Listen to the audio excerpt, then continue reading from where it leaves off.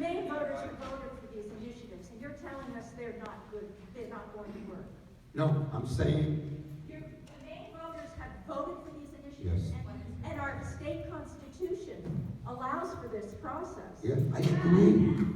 My question is, how can you tell the Maine voters that they are too stupid No, I to didn't vote say for that. their own good?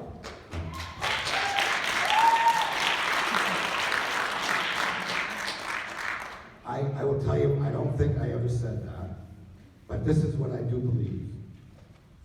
I don't believe that you, man, have read the 32 pages behind the minimum wage question, have you? There's 32 pages behind it. Have you read it?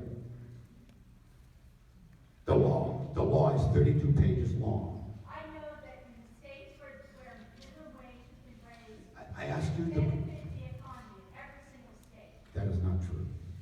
But Everything goes up around it. let me try to explain.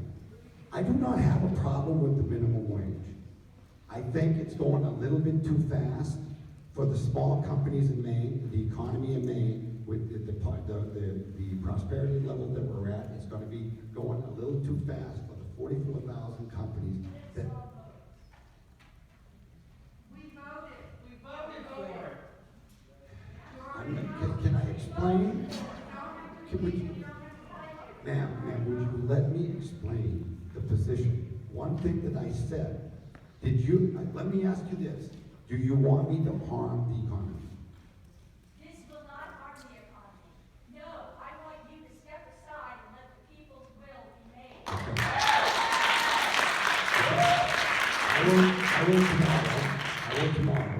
I will kill the bill that deals with the tip credit, and I will kill the bill that deals with the indexing, and I will leave the minimum wage alone.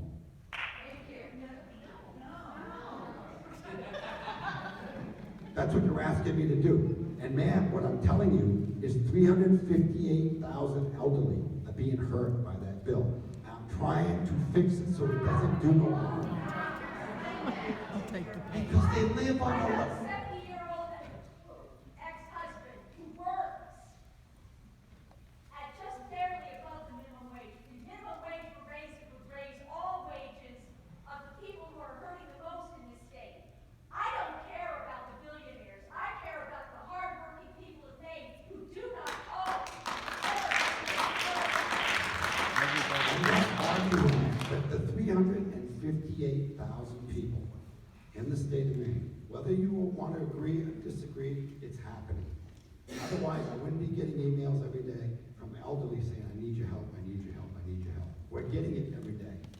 This is the situation. The cost of living, their food, their medication, their fuels are all rising. But because everybody's wages is going up. I agree. Ma'am.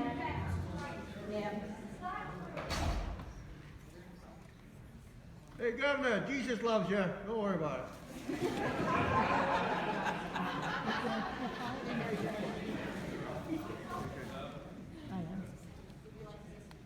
Yeah. So, you've been Don't talk to me about religion. That doesn't belong here.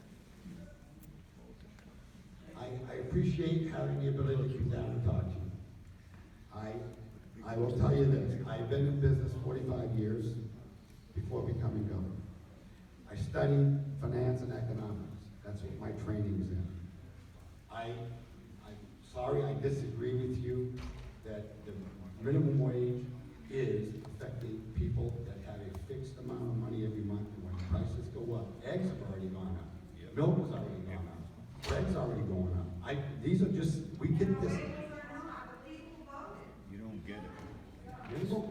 I'm not arguing about the minimum wage. I'm just saying that we gotta try to do no harm to our neighbors. And I'm trying to minimize the damage that's being done.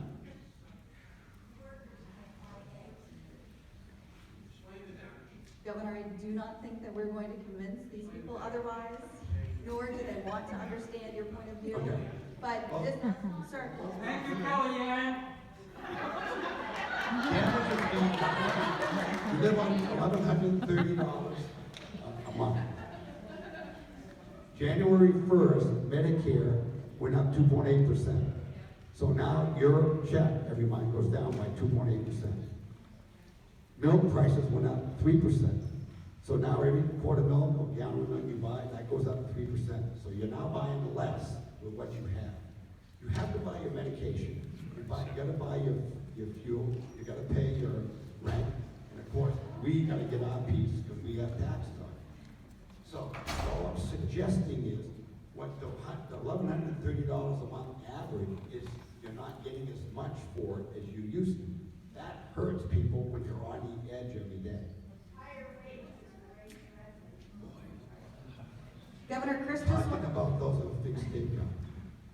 I'm not talking about the workforce. I'm talking about the 358,000 people that do not work, that are out of the workforce, they're retired, they're anywhere from 65 to 90, and they live on a fixed check from the government.